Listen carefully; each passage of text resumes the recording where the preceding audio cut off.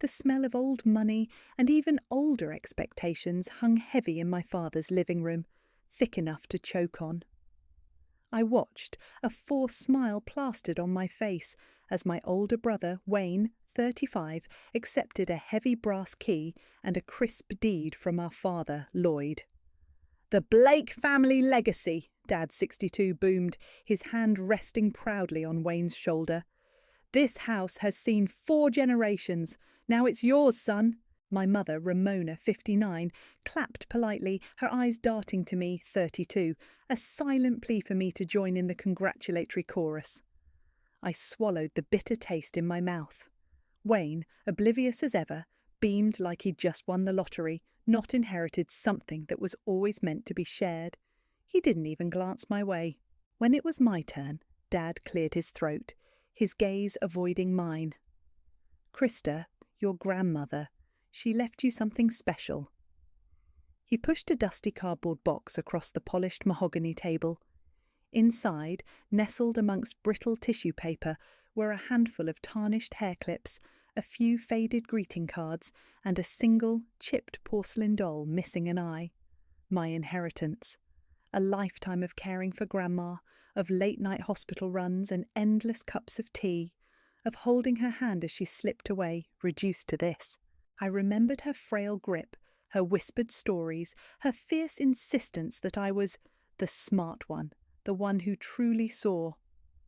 I'd spent my early 20s sacrificing my social life, my career momentum to be there for her, while Wayne was off building his empire, which mostly involved Dad's connections and funding.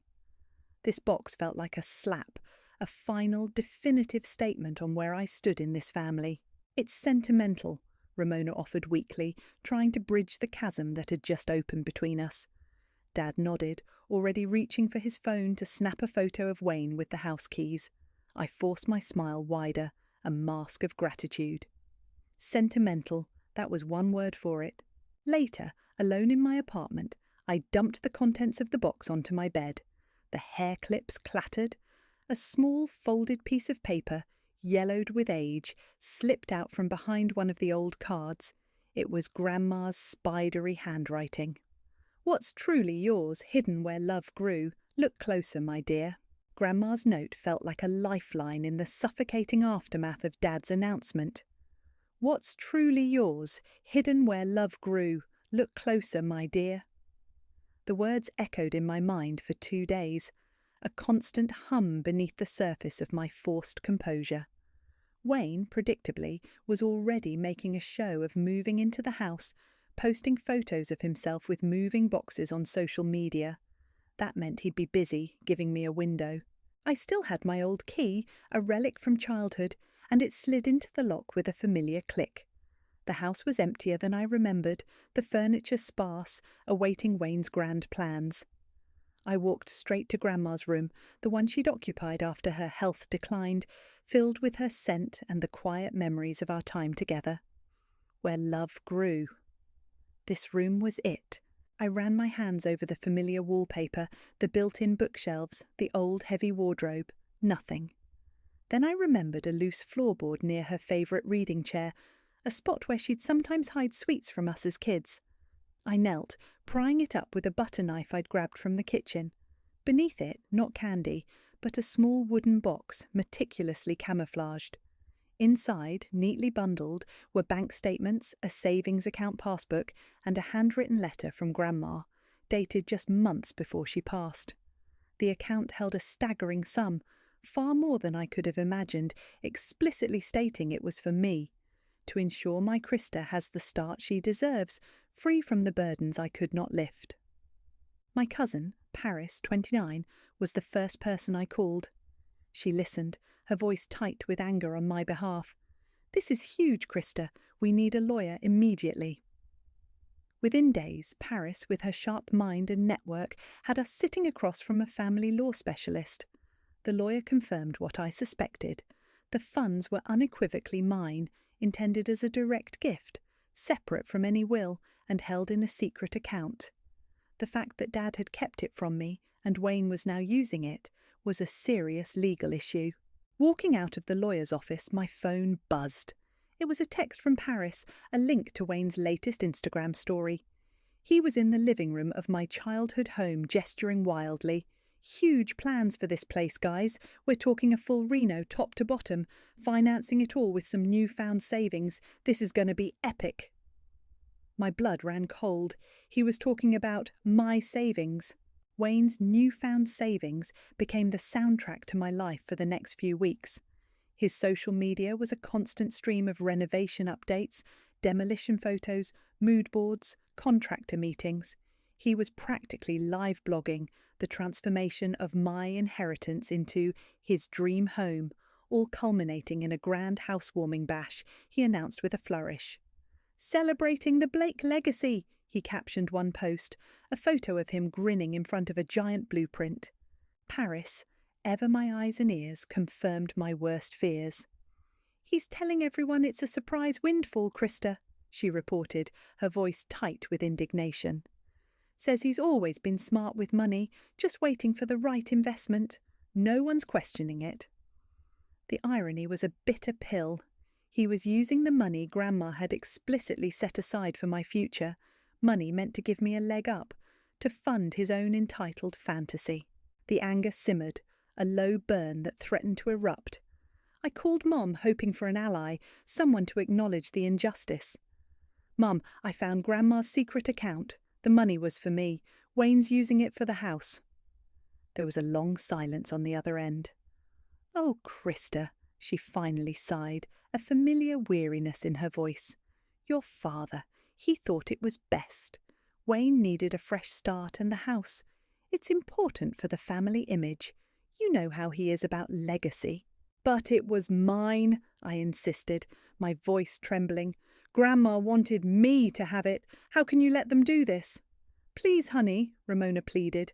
"Don't stir things up. It'll tear the family apart. Just let it go, for the family's sake." Her words, meant to soothe, only deepened the wound. For the family's sake had always meant for Wayne's sake, or for Dad's image.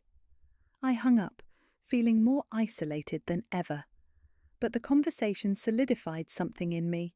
This wasn't just about money, it was about being seen, about reclaiming what was rightfully mine, not just financially, but emotionally. The lawyer Paris found had been clear. Grandma's handwritten letter, the bank documents, the timing, it all pointed to a clear intent. Wayne's use of the funds, especially given Dad's knowledge, could be construed as fraudulent. He was renovating a house that by all legal rights should have been mine, with money that was definitively mine. The legal footing was there, and I was about to use it. Wayne's housewarming party was less than a month away, and his social media campaign was in full swing. He painted himself as the prodigal son returning, the dutiful heir restoring the family home to its former glory. Photos of him overseeing contractors, smiling with Dad, even a carefully staged shot with Mom, all contributed to a narrative of unity and legacy. It was a masterclass in PR, a smoke and mirrors show designed to make everyone forget the truth. Even Teddy Willis, Wayne's best friend and lawyer, seemed to be getting a little antsy. I overheard him at the local coffee shop one morning, talking on his phone, his voice low and concerned. "Look, Wayne, I'm just saying, the optics on this windfall could be tricky if anyone starts digging. There are some irregularities. Just be careful." Wayne, clearly on the other end, must have brushed him off because Teddy just sighed, running a hand through his hair. Teddy, 33, was loyal to Wayne, but he wasn't stupid. He knew the law, and he knew when something smelled off. Meanwhile, Paris and I were meticulously building my case. We gathered every piece of evidence, Grandma's handwritten letter, the original bank statements from the secret account, the lawyer's initial assessment, and screenshots of Wayne's social media posts boasting about his newfound savings and renovations. We even dug up old emails where Dad had vaguely alluded to future arrangements for Wayne, though nothing concrete about the house until Grandma passed. It was a paper trail that screamed favouritism and deliberate concealment. I typed up a concise summary, cross-referencing everything, making it impossible to deny. This wasn't just my word against theirs. It was documented, undeniable fact. The lawyer refined the strategy, preparing the necessary legal documents. Then the formal invitation arrived, a heavy cream envelope embossed with the Blake family crest. Inside, elegant script announced the housewarming, inviting the beloved Blake family, united at last, to celebrate new beginnings in our cherished home. I traced the words with my finger, a cold smile touching my lips. United at last. Oh, we would be united all right, just not in the way they expected. The day of the housewarming arrived, bright and deceptively cheerful. I pulled up to the curb, my heart a drum against my ribs. The Blake family home, now gleaming with fresh paint and new landscaping, looked both familiar and utterly alien. Cars lined the street and a buzz of excited chatter spilled from the open front door. Relatives, old neighbours, family friends, a sea of faces I'd known since childhood, all here to celebrate Wayne's triumph. I walked through the crowd, past the newly installed smart home features and the expensive art Wayne had clearly splurged on. Every corner held a memory, the scuff marks where I'd learned to ride my bike, the oak tree where Grandma and I would read, the kitchen where Mum taught me to bake. Now it was all Wayne's, funded by a betrayal. Aunt Bella, 40s, my father's sister, sidled up to me, a glass of champagne in her hand and a glint in her eye. She was notorious for stirring the pot, still nursing grievances from old family squabbles. "Krista, darling, you look like you've seen a ghost," she leaned in conspiratorially. "Heard a few whispers about you, you know, about how you're not quite as thrilled as everyone else about Wayne's big success." She paused, taking a dramatic sip. "Some people think you're a little ungrateful." I just smiled, a cool, unreadable expression. Bella thrived on drama, and I wasn't about to give her any satisfaction, not yet. The moment came as Wayne, impeccably dressed, stood on the newly polished hardwood floors in the living room, a microphone in hand. The crowd quieted. Dad stood beside him, beaming. Mum, looking anxious, was a few steps back. Wayne raised his glass. "To new beginnings," he announced, his voice booming with self-satisfaction. "To the Blake legacy. This house represents everything our family stands for. Hard work, tradition, and a future built on strong foundations." As he paused for applause, I caught the eye of a woman standing discreetly near the entrance holding a briefcase. She gave me a subtle nod. My legal team was in place. I took a deep breath, the years of feeling invisible, of being overlooked, coalescing into a singular, unwavering resolve. This was it. I stepped forward, my heels clicking sharply on the new floor, cutting through the last echoes of applause. "Actually, Wayne," I said, my voice clear and steady, carrying over the sudden hush. "Before we toast to new beginnings, there's something important we need to discuss about those strong foundations." The room fell silent, a collective intake of breath. Wayne's smile faltered, replaced by a look of bewildered annoyance. "Krista, what are you talking about?" I ignored him, turning to face the 73 stunned guests. "My grandmother, before she passed, left me a substantial sum of money. It was held in a secret account, intended solely for my future. A secret my father, Lloyd Blake, was fully aware of." I paused, letting the words hang in the air.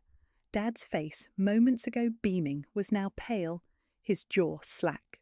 "This money," I continued, my voice gaining strength, "was then used by Wayne to finance these very renovations. Renovations he's been publicly boasting about, claiming as his newfound savings. Savings that were, in fact, mine." The woman I'd nodded to earlier, my lawyer, stepped forward, her assistant right behind her.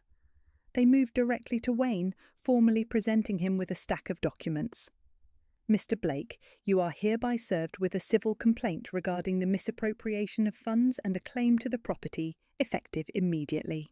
A murmur rippled through the crowd, quickly escalating into a cacophony of whispers.